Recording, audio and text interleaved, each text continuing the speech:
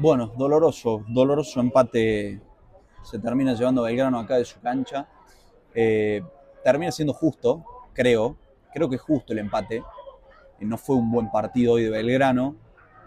Obviamente el sabor es amargo porque la forma en la cual vos te quedás con un punto, sabiendo que un minuto menos que se hubiese jugado el partido y Belgrano se iba con los 3 puntos, quedando quinto a 2 unidades del puntero, obviamente genera más dolor y hace que el hincha se vaya hoy con un sinsabor muy amargo de lo que fue este empate 1-1, otro empate más, el 14º en lo que va del 2025 en este campeonato, en realidad en lo que es el torneo argentino, porque entre torneo apertura y clausura, en la anual Belgrano suma su 14º empate.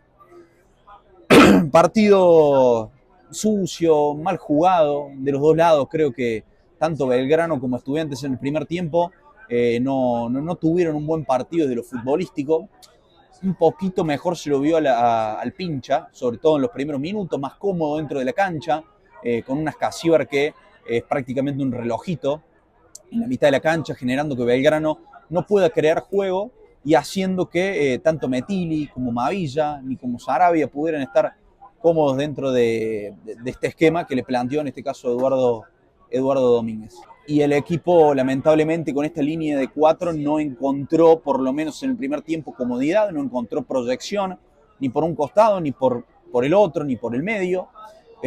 También desconectados los delanteros, y eso generó que por lo menos el primer tiempo sea un justo 0-0, en el cual Belgrano no lastimó, no llegó ni una sola vez al arco, y Estudiantes había tenido alguna que otra aproximación, pero con poco poderío ofensivo también el equipo visitante. El complemento, Zielinski rompe esa línea de 4, ese 4-4-2, pone a Agustín Baldi en una floja tarea de Oschega en el primer tiempo, le termina dando su lugar a Agustín Baldi, liberando un poco más a Companucci por derecha y a Mavilla por izquierda, generando una línea de 3 con López y Morales que lo asentó un poco más a Belgrano en el partido, y es por eso que en el segundo tiempo salió con otro estirpe el equipo del ruso Zielinski, un poco más aguerrido, un poco más adelantado en el campo, con un Metili un poco más suelto, se lo vio un poco más adelantado de la línea de mediocampista, que en este caso eran Sarabia y Ulises Sánchez, que se cerró un poco más.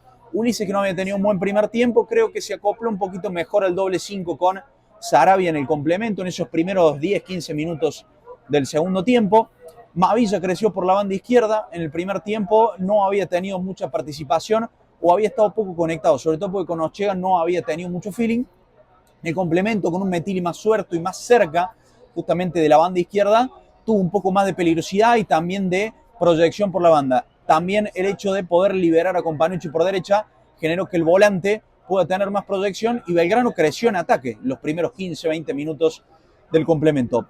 No fue profundo, prácticamente no logró tener chances concretas de gol, pero en una jugada aislada, tras un pelotazo largo, Ubita Fernández sacó a relucir la jerarquía que no venía reluciendo, porque hay que decir, hay que ser sinceros, Ubita no venía demostrando por lo menos estos últimos partidos esa jerarquía que tiene. Bueno, hoy apareció con un zurdazo tremendo para darle a Belgrano en un momento un poco más calmo del partido. Sí había crecido Belgrano, pero tampoco era un equipo avasallante, pero había crecido en campo contrario y llegó al gol a través de uno de sus delanteros. Consiguió la ventaja y Belgrano se encargó de primero tratar de mantener ese sprint futbolístico, tratando de aumentar. Creo que Belgrano trató de buscar un segundo gol, pero se desinfló rápidamente. Rápidamente cayó nuevamente en la vorágine de Estudiantes para tratar de empatar el partido, trató de resguardarse y no logró hacerlo, porque sobre el final del encuentro creo que el equipo visitante logró amaniatar un poco la defensa del Pirata, que sobre el final termina recayendo en el fatídico gol que termina convirtiendo uno de los centrales, Facundo Rodríguez. Me hizo acordar mucho este partido por todo, ¿no? Al partido que Belgrano empata con Estudiantes Río Cuarto en la Primera Nacional año 2021 y se termina quedando afuera de la pelea por el reducido. Un partido donde vos nunca habías tenido eficacia, Belgrano no había tenido eficacia, y en una jugada de jerarquía te había aparecido uno de tus goleadores.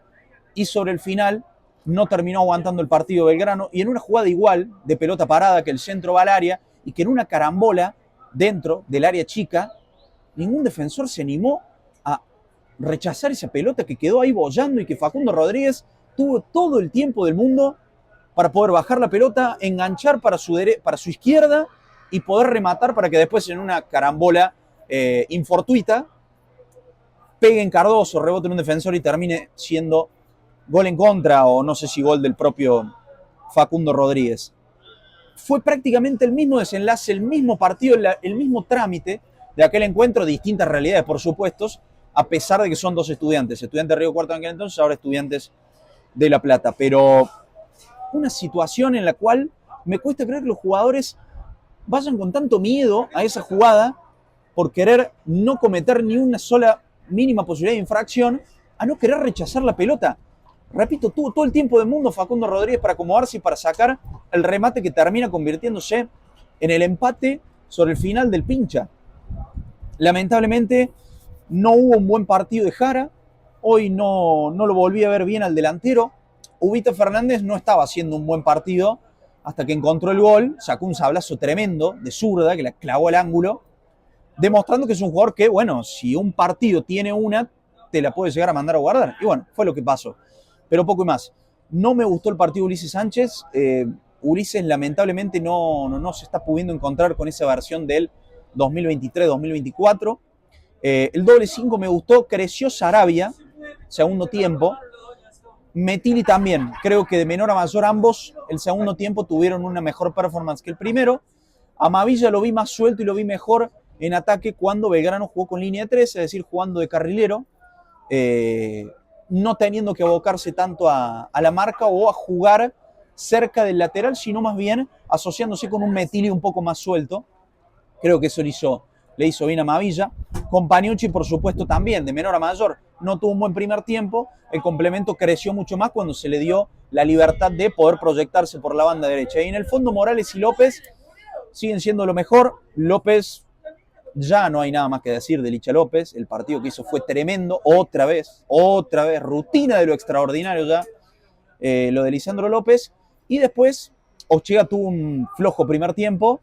Esperemos que no haya salido por una cuestión de una molestia. Y Agustín Baldi creo que tuvo una tarea por lo menos decente. Aprobó, para ser sinceros. Y después un pequeño parrafito aparte del árbitro, de Brian Ferreira. Hoy justo fue el Día Nacional del Árbitro, internacional, no recuerdo bien. Y creo que hoy Brian Ferreira, dentro de esta cancha, junto a la terna arbitral, le hicieron honor o mención honorífica al presente del arbitraje argentino. Fue papelonesco el partido del árbitro para los dos lados, ¿eh? No hubo favoritismo para uno ni para otro. Dejando seguir la pelota en un montón de situaciones, no cobrando fouls recontra evidentes para un lado y para el otro, compensando después de manera errónea con alguna falta como la que casi expulsa a un jugador de Estudiante que después termina retrotrayendo y ni siquiera cobrando foul. Cobrando un córner que después de casi que a punto de que el jugador de Estudiantes patee, cambie su decisión por el Leyman. La verdad que deja muchísimo que desear y es cada vez peor la cuestión del arbitraje. Y justo en el Día Nacional del Árbitro, creo que lo que pasó acá en la cancha de Belgrano fue un fiel reflejo del paupérrimo momento que está viviendo el arbitraje. Para los dos lados, hoy no hubo favoritismo, sino que demuestra que es malísimo el árbitro que hoy dirigió el partido de Belgrano. Pero bueno, un empate con sabor muy amargo por cómo se dio y por el hecho de que te empaten sobre el final, pero me da la sensación de que en líneas generales, por el partido que hizo Belgrano, por el partido que hizo Estudiantes, por la poca profundidad que hubo en ambos equipos, termina siendo un empate justo.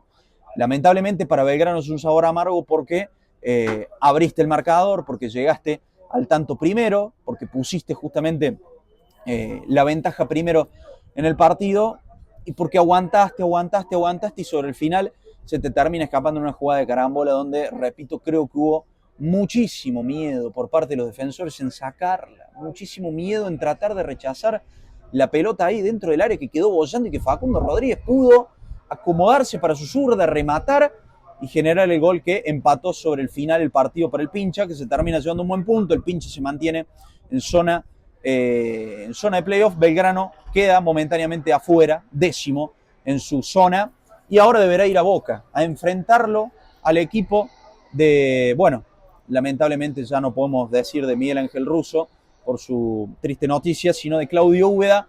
Tendrá que jugar en la Bombonera un partido durísimo en la previa, en la antesala de la Copa Argentina, donde probablemente contra Boca también vayas a jugar con suplentes. Espero que les haya gustado el análisis. Déjenme saber su opinión de este empate en los comentarios. Nos estaremos encontrando, por supuesto, si Dios quiere, en la Bombonera para hacer el análisis de Belgrano contra Boca. Chau, chau.